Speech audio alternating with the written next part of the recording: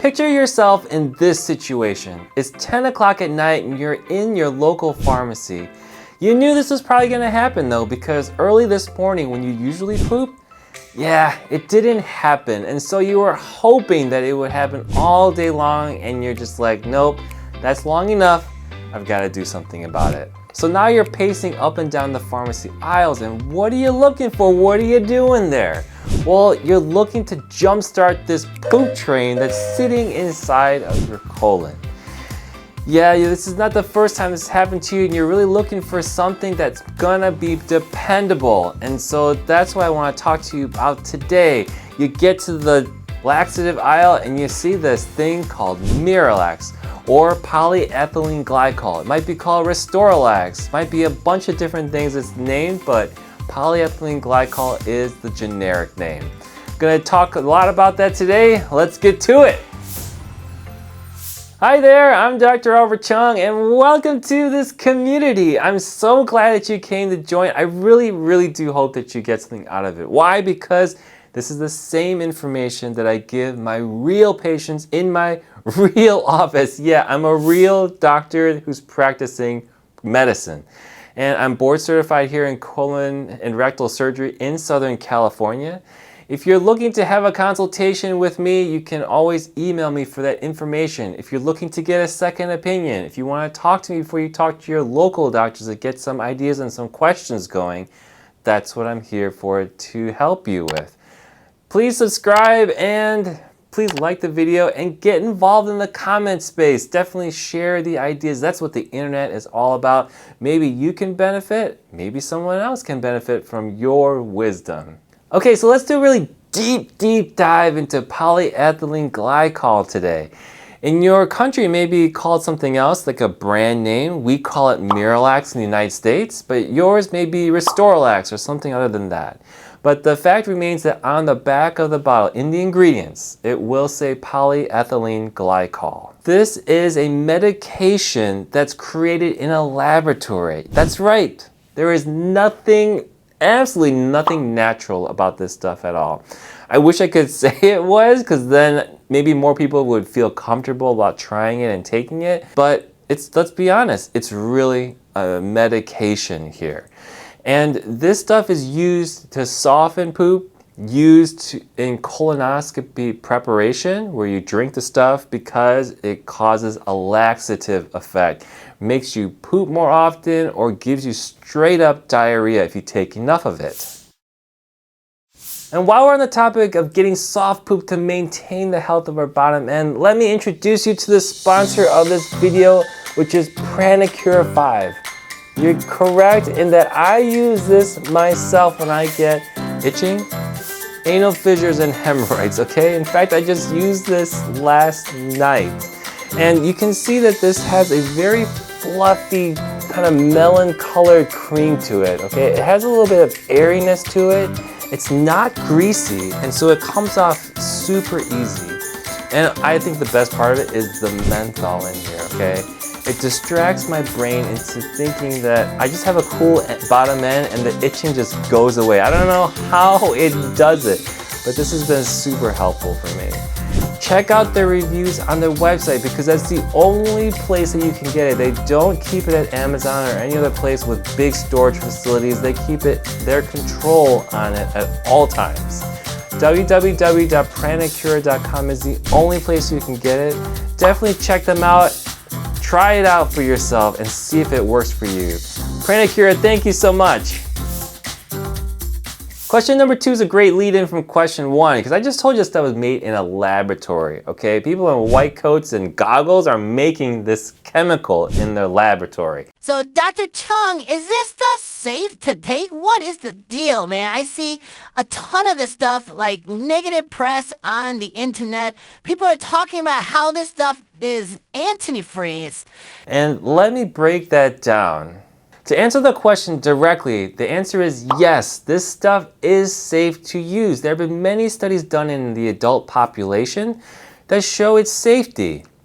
In the pediatric population, there are also some studies, not as many, but it has also been shown to be safe. I've used Miralax occasionally, and I've even given it to my 4-year-old son, even like for first time before he was 1 year old. And that's because he had the constipation episode back then. It was like every once in a while, every few months.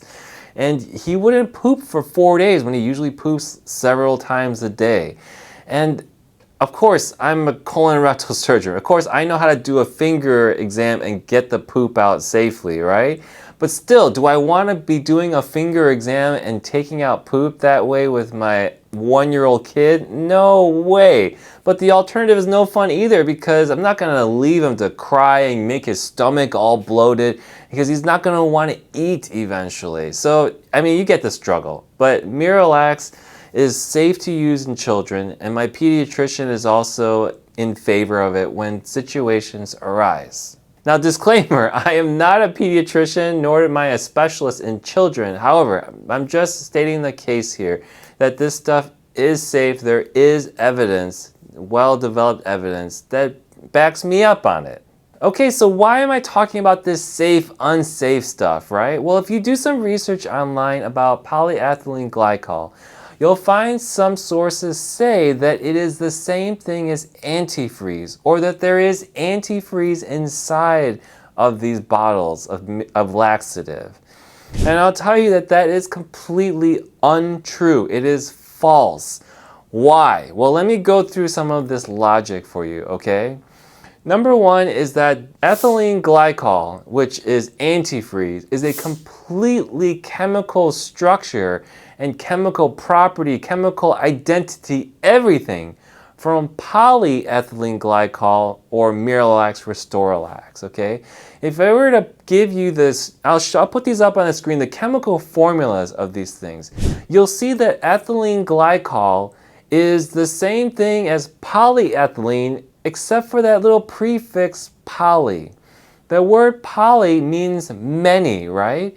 So yeah, you're correct in that the building block is of antifreeze. However, when you're finished with the chemical structure of building this long and huge chemical, there's no resemblance to antifreeze at all, okay? What's another piece of evidence? Well, besides on paper, the chemical structures are different, okay?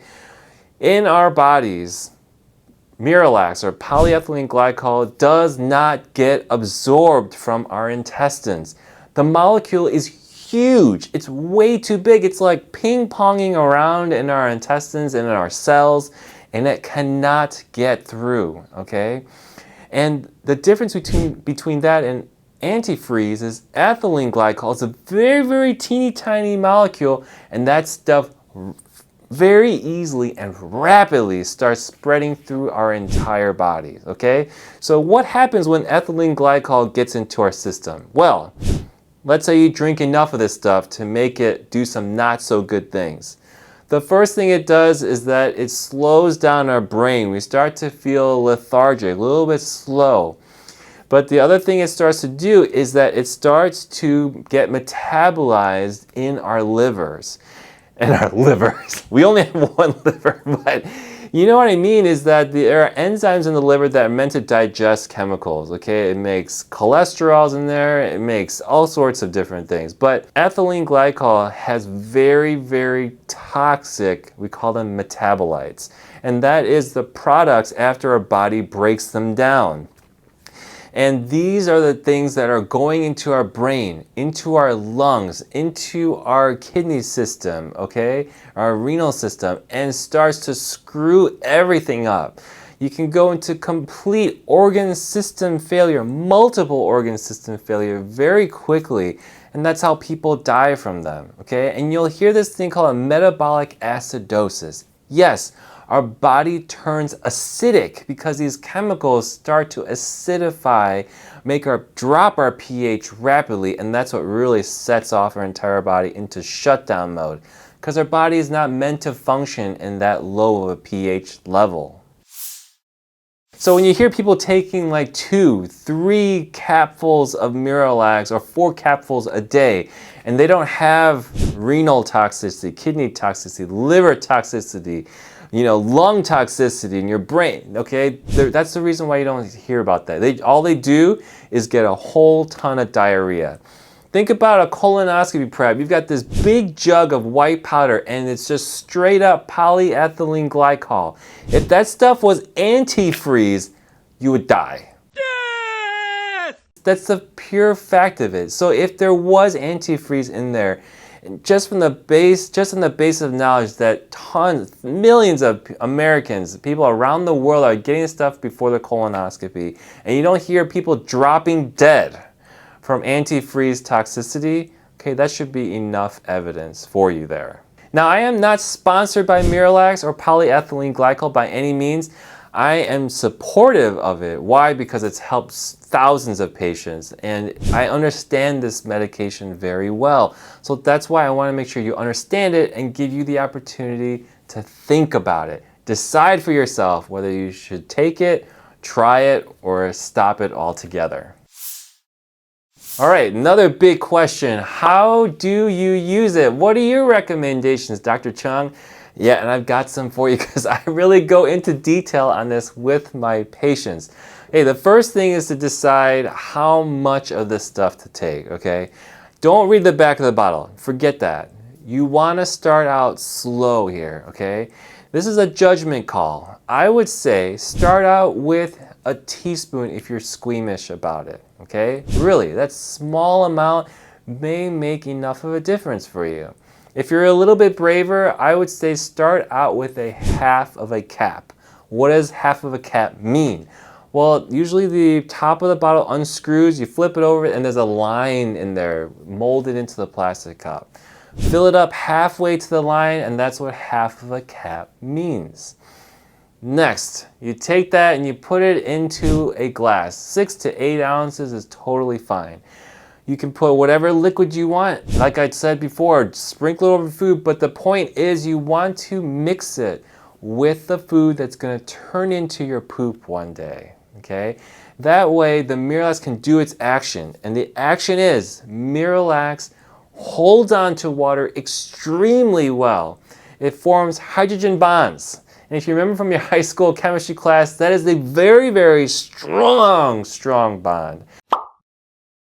And why is that important? Because when it is traveling through our body, especially in our colon, the Miralax, very, very difficult to give that water up. Okay, the body cannot steal it from Miralax. And we know how greedy the body gets when we get dehydrated. And so when Miralax has a hold of water, it will grip it tightly and allow our stool to stay soft. If we compare that to something like fiber, fiber does not make those hydrogen bonds with the water, so the body will take the water right away from fiber. And that's what I mean here. Everyone's an advocate for fiber, but some people, it does not work. They drink all the water in the world and their poop is still hard. But with Miralax, their poop might actually be suddenly soft. And that's a real thing. So I would try that 1/2 of a cap daily for about 3 days in a row. See what the reaction is. You need some time to understand, is it a fluke? Is it a real result? Because if your poop is soft with 1/2 cap a day, okay, you don't need any more Miralax. Not at all. If your poop is hard, maybe you need to add some more.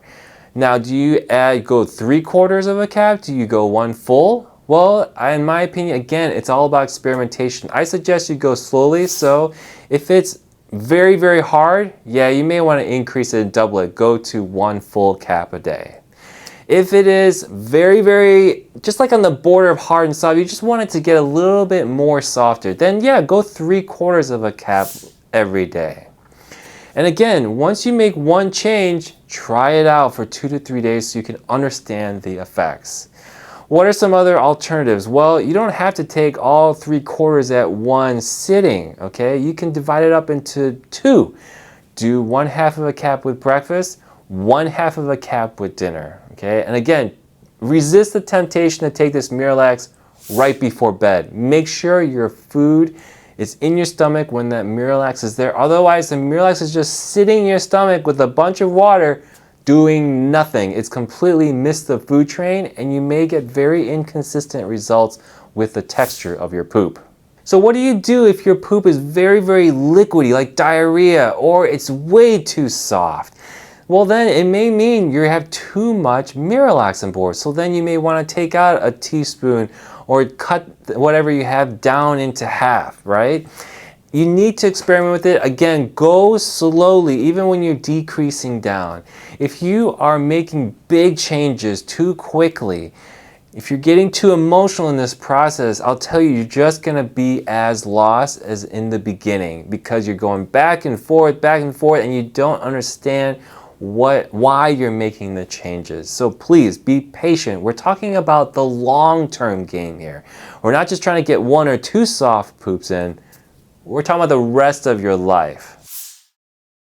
So another popular question that people like to ask, with Miralax, do I need to be on any special diet? Should I be eating something in particular? Should I be avoiding anything? And I'll go back to my original thought process, which is no. There is no such thing as a perfect diet, even with Miralax on board. Miralax doesn't interact with your diet. All it does is hold on to water and just mixes and tumbles in with your food. So whatever diet that you're on, keep it the same. Consistency is key here.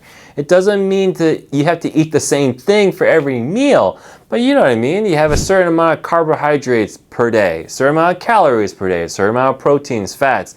And what your normal diet is, that range of food is what you want to maintain. Because food is a very, very complex thing. It is psychological, it is cultural, it is about self-esteem, and we want to enjoy and we want to eat. We've got to get that nutrition in. And so why not make our meal that we truly love work for us? So if your favorite diet gives you hard poop, Miralax may be a very, very important part of it to maintain your lifestyle and your happiness. Another great question is, what time of day should I take it? Morning, evening? This is another question that just is left to experimentation. I think if you're going to try and choose a meal, doing the meal that's the biggest in your day is probably going to get you the most points in producing a soft poop. Why? Because if the majority of what you eat is probably going to be the majority of your poop, you probably want a majority to be soft, right? The other thing I'll tell you is many people like to take it in the evening time. It's very easy to do. It's sitting on your dinner table. But also, people like to think that it helps move things along while they're sleeping so they can really get that morning poop in with the least amount of effort. Really, I have no objection with you taking it at lunch or whenever. As long as it works to make soft poop, mission complete. Our mission is accomplished. Further risk would be foolish. Now the last question is, if you're thinking, Dr. Chung, I am not comfortable with this laboratory chemical. I don't tell you what you said that is safe, just the fact that I hear the word or the chemical thing about antifreeze. Oh, no, I'm just not about that. I'm into natural stuff from my body or what have you. well, the first thing I would say is, have you tried a lesser powered laxative stool softener like Colace, C-O-L-A-C-E? Many times it's called Docusate. D-O-C-U-S-A-T-E. Okay, this is another medication, not natural, that holds on to water for us, but it has less of effect for laxatives and also for holding on to water. So some people find that this may not work as well. But I think as a first shot, trying these pills can make it a little bit more convenient for you and also have less side effects as well. What's another one? Well, milk of magnesia is another one. How about magnesium supplements? There's a ton of them out there, okay? Magnesium citrate that's found in nature that can be used as a laxative just like Miralax. In some countries as well, lactulose can be used without a prescription. In the United States, for some reason, that's locked behind pharmacy shelves. But lactulose is another one where it can be used for stool softening and laxative use. So magnesium citrate can definitely be used instead of Miralax. And yes, it's perfectly fine to experiment and try it, but I would follow the same principles. Make sure you take this stuff at the same time as your meals. Make sure it's mixing with the food that you're eating. Take it on a regular basis. Experiment. Try with a small quantity first and then gradually over the next several days increase it. Take 2 to 3 days in between before you make a change to your regimen. Now let's talk about the side effects of Miralax. Most often it's discomfort in the belly, gassiness, bloating, cramping, and that's because this medication is pushing your food and your poop forward to make it down to the anus. So it may be doing it too much to you. How to combat that is to lower the amount of Miralax. And if you find your poop is hardening, then Miralax may not be the right thing for you. Trying another substance, mag citrate, milk of magnesia, etc. This is something you should discuss with your physician so that you can make sure that things are working out for you and your body is behaving appropriately. If you take too much Miralax, then yes, straight up diarrhea will come out, okay? And that can lead to accidents of incontinence. I've said this in videos before, incontinence with liquid stools, especially with Miralax pushing from behind, completely normal, okay? You are not incontinent. Your muscles just made a mistake, but otherwise they would have worked just fine. So yes, that can happen if you take too much Miralax. It can make you poop more often, which is again an undesired effect. If it's definitely making you poop more times a day, more pain can happen, more hemorrhoid issues. So yeah, maybe Miralax is not the right one for you. If you take an insane amount of Miralax, okay, then it can definitely cause dehydration, can cause electrolyte abnormalities, kidney issues, okay? And that's because when the Miralax is moving through your system, it's causing a lot of water and electrolytes to flow into your intestinal system. In small amounts, like 4 capfuls a day even, it's not gonna do any of that negative stuff like that. But if you do a colonoscopy prep, like that kind of big quantity, 1 or twice a day, every day, you're gonna have some issues with the balance. It's not meant to be taken with that amount of quantity. So with all the things said today about polyethylene glycol, Restoralax, Miralax, whatever your country calls it, just be aware this is a single tool that can be used to help you with your constipation, stool softening strategies here, okay? Definitely always consult with your physician because that's the best way you can get customized care. This is supposed to be a self-help video to introduce you to the topic, maybe to help you fine-tune things if you're already on it. Maybe to give you some pointers to get you some of that maximum potential. And I hope that you're safe with this stuff. I hope you stay well and it helps you with your issues. Thank you so much again for watching, and let me give another shout out to the sponsor of today's video, which is Pranicura. Yeah, these guys have been excellent because, yeah, it's helped me in a bind so much. And the last time I used this was yesterday. Ooh, I keep hating to admit this kind of stuff on YouTube. But yeah, yesterday I had to use it. Why? Because I had a few episodes of loose poop. Sometimes when I eat this sugary stuff, I do not get it. But I'm getting like frequency and like diarrhea spells, okay? TMI? Maybe. It's too much information! But I'm just like you guys. And Pranicura was there to save my rear end from burning, okay? And the itching was another issue with this stuff. Pranicura has been there to help me. I'm just telling you, I use this stuff. I recommend you try it. It is an option out there to help you with your anal itching, like for me it was yesterday. Provide a barrier cream and that cool menthol to help distract your brain. Bring some peace back into your daily routine. Try it. Get it on their website, www.pranicura.com. I wish you the best and take care. Bye.